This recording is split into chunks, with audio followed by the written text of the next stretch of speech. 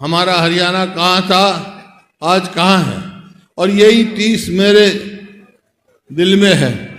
2014 में जब हमने सरकार छोड़ी, उस समय हरियाणा प्रति व्यक्ति आय में, प्रति व्यक्ति निवेश में, नौकरी देने में, कानून व्यवस्था में, खेल और खिलाड़ियों में पूरे देश में नंबर 1 था। आज 9.5 साल के बाद हम कहाँ पहुँच गए? आज हम हरियाणा किस चीज़ में नंबर 1 है? आज बेरोजगारी में, महंगाई में, अपराध में ये है।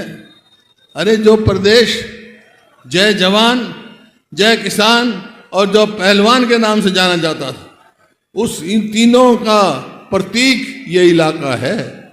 मैं छोटा सा था, हिंदुस्तान का सबसे पहले कॉमनवेल्थ में गोल्ड मेडल कौन लेके आया था? दादरी का लीला पहलवान लेके आया था। मेरे को मिलने आया था मेरे पिताजी को। मैं छोटा सा था, मेरे को याद है। अब जब कुश्ती होती है तो कौन हमारी बेटियां पूरे दुनिया में नाम कमाती हैं? इस इलाके की बेटियां। चाहे किसान का कोई भी आवाज किसी ने दबाने की कोशिश करी तो यहां से आवाज उठी। मेरे को याद है, कादमा याद है, कादमा की मूवमेंट हुई। कोई भी ये हो, किसान की आवाज उठाता है ये खिलाफ। जय जवान, जवानों का जैसे बताया कर्नल रघुवीर सिंह ने, सबसे ज्यादा जवान यहाँ के। लेकिन इस सरकार ने क्या किया 10 साल में? किसान के साथ क्या किया? जवान के साथ क्या किया? खिलाड़ियों के साथ क्या किया? किसान का देख रहे हैं आप। इन्होंने कहा कि 2022 तक हम किसानों की आमदनी दुगनी कर देंगे। बार बार कहते रहे। खट्टर साहब मुख्यमंत्री थे, रोज बयान आते रहे, दिल्ली से बयान आते रहे, किसान की आमदनी दुगनी कर देंगे। नतीजा क्या हुआ? किसान की आमदनी तो दुगनी नहीं करी गई, इनसे लागत दुगनी कर दी, दुगनी से भी ज्यादा। याद कर लो, 2014 में डीजल का क्या भाव था, कीटनाशक दवाई का क्या भाव था, खाद का क्या भाव था, आज क्या भाव है?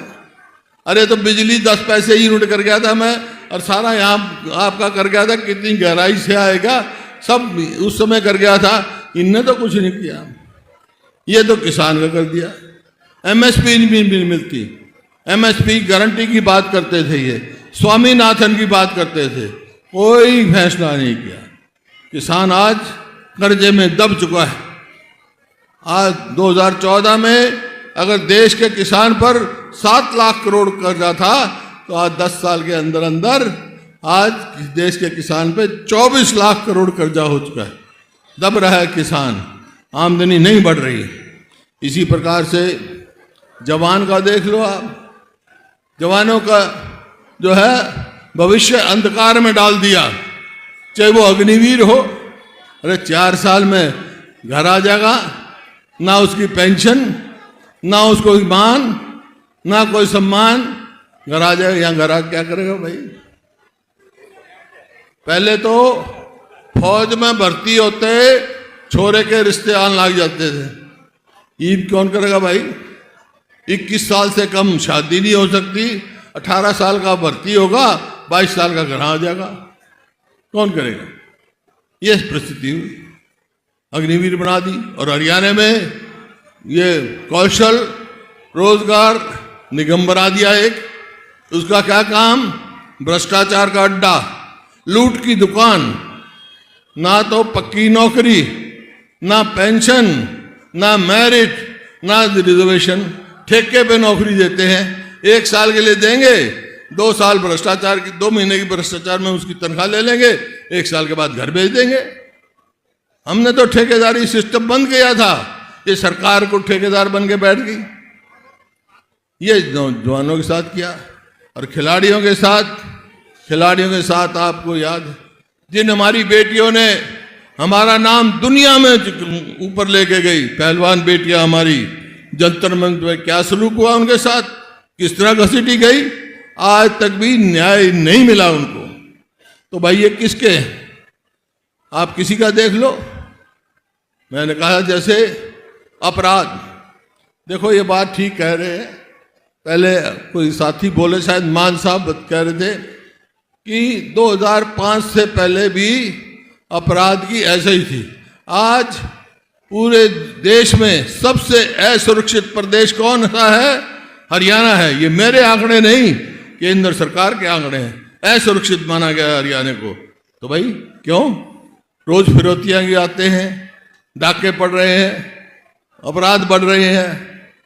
2005 में भी ऐसा ही था, लेकिन 2005 में मेरे को मौका मिला, कांग्रेस की सरकार बनी। मैंने एक बात कह दी थी अपराधियों से, भाई या तो अपराध छोड़ दो या हरियाणा छोड़ दो। गए थे सब यहां से, शांति से 10 साल विकास किया हरियाणा ने और नंबर 1 बना पूरा देश में। आज फिर कह के जा रहा हूं मैं, कांग्रेस की सरकार बन गई तो भाई हरियाणा में अपराधियों को हरियाणा में नहीं रहने देंगे हम। शांति से जब ही हमारी प्रगति होगी। अब सवाल तो बहुत, बातें तो बहुत कहनी है, लंबी है, लेकिन मैं जैसे अध्यक्ष जी ने सारी बातें आपको बता दी, मैं तो मोटी मोटी बात बता के जा रहा हूं आज। एक तो आज आने का मकसद तो हमारा था भाई आपका धन्यवाद करने के लिए। तो चुनाव हुआ तब ने तो भाई सबकी इज्जत रखी और बहुत बढ़िया नतीजा दिया दोनों हल्कों ने। मैं बहुत खुश हूँ इस बात से। बेशक हम सीट हार गए, लेकिन तुमने तो जिता के भेजे थे। दादरी और पाटरा तो जिता के भेजे थे ना। तो इस बात से खास तौर पे मैं आपका धन्यवाद करने आया हूँ, सभी साथियों का। और पूरे हरियाणा में 5 सीट आई हमारी, एक भी नहीं थी। और परसेंटेज वाइज पूरे देश में सबसे ज़्यादा वोट आई हैं तो हरियाणा में कांग्रेस की अलायंस की आई हैं। हमारी 19 में 28% वोट थी, आज 48% के करीब आई है। 20% का इजाफा हुआ है। तो वो हुआ 5 सीट आए। तो मैं तो एक बात कहने आया हूँ, 5 सीट ली, एक तो मोर्चा मार लिया तुमने, लेकिन असली मोर्चा तो अब 3 महीने के बाद है भाई। 3 महीने के बाद चुनाव होंगे, वो मोर्चा मारोगे तो आपकी कामयाबी होगी। अब सवाल एक आता है, जैसा अध्यक्ष जी ने कहा, अब आपको जाना, घर घर जाना है। सारी बातें सबको घर घर पहुंच रहा है। जैसे मान साहब भी कह रहे थे भाई घर घर तक नहीं जाओगे तो कैसे काम चलेगा। तो एक सवाल जरूर पूछेंगे आपसे लोग, भाई ठीक है इनने तो भट्ठा बिठा दिया, बीजेपी ने 10 साल में, थारी सरकार आ गई, कांग्रेस की सरकार आएगी तो क्या करेगी। तो भाई मैं 5-7 बात बता, वैसे तो घोषणा पत्र लिख रहे हैं हम, लेकिन 5-7 बात कह के जा रहा हूँ। जो हम कहते हैं वो करते हैं कि हमारी सरकार आएगी तो क्या करेंगे। भाई हमारी सरकार आएगी तो पहला काम हम करेंगे, अपने बुजुर्गों की पेंशन 6,000 रुपये महीना करेंगे। और जो महंगाई का एक कारण बना हुआ है, महंगाई क्यों बढ़ रही है, उसमें से एक मुख्य जो सरकार की तरफ से कारण है वो है बिजली। भाई बिजली की 300 यूनिट घरेलू माफ करेंगे हम। और इसी प्रकार से जो गैस पे रोटी पकाते हैं, गैस का सिलेंडर लेते हैं, 2014 में 400 रुपये का था, आज वो 1200 रुपये का हो गया। अगर कांग्रेस की सरकार आएगी तो गैस के सिलेंडर की भाई 500 से ज़्यादा कीमत नहीं होगी। इसी प्रकार से जैसे मैंने कहा, ये जो कौशल रोजगार निगम बना रखा है इन्होंने, पक्की नौकरी देते नहीं, ठेके की नौकरी देते हैं, जब मर्जी काट दो, जब मर्जी ले लो, परचून की तरह नौकरियां बेच रहे हैं। तो उसका नतीजा क्या हुआ, 10 साल में 2 लाख जो है पक्की नौकरियां खाली हैं। और यही आज हरियाणा में देख लो आप, अस्पताल में जाओ तो डॉक्टर नहीं, स्कूल में जाओ तो मास्टर नहीं, दफ्तर में जाओ तो कर्मचारी नहीं। क्यों? 2 लाख पक्की नौकरियां तो खाली हैं। हमारी सरकार आएगी तो 2 लाख पक्की नौकरियां देंगे अपने बच्चे को। इसी प्रकार से जो हमने स्कीम करी थी 100 गज के प्लॉट देने की, 4 लाख प्लॉट के करीब, 4 लाख के करीब हमने अलॉट कर दिए थे और 3 लाख चिन्हित कर दिए थे 7 लाख तक की। ये सरकार आ गई, स्कीम बंद कर दी। हमारी सरकार आएगी तो फिर ये स्कीम लागू करेंगे, 100 गज के प्लॉट देंगे गरीबों को। अब तो उसके साथ भाई 2 कमरे का मकान भी बना के देंगे उनको, साथ साथ प्लॉट भी देंगे। इसी प्रकार से ये जो एमएसपी की झगड़ा है, ये ठीक है, ये केंद्र सरकार का काम है, लेकिन आपकी मेहरबानी से अब के केंद्र में भी मजबूत विपक्ष है।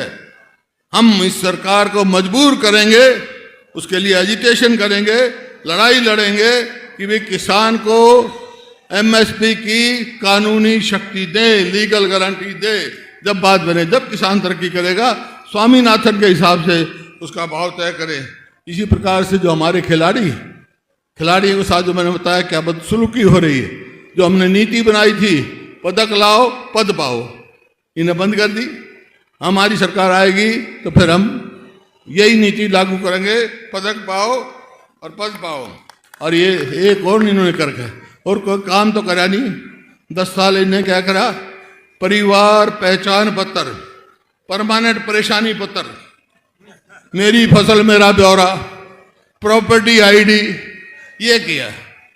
तो भाई ऐसा पोर्टल, ये तो पोर्टल जी, हम अब सवाल उठाते रहे इसके, बोले तो पोर्टल बहुत बढ़िया काम कर रहे हैं, पोर्टल बहुत ठीक है।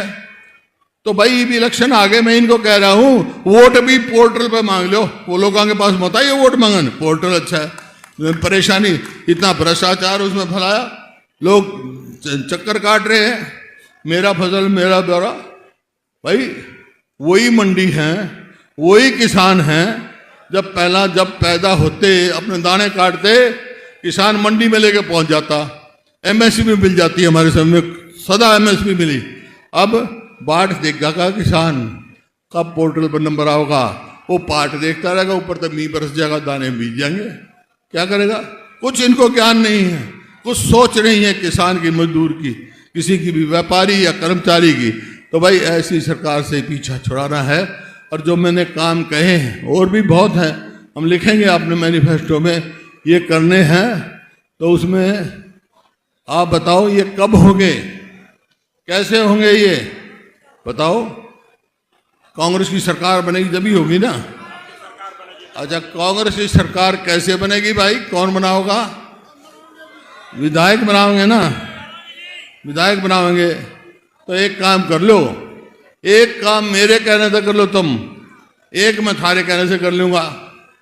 मेरे कहने से तो भाई दोनों विधायक बना दो तुम दादरी से, ठीक है ना।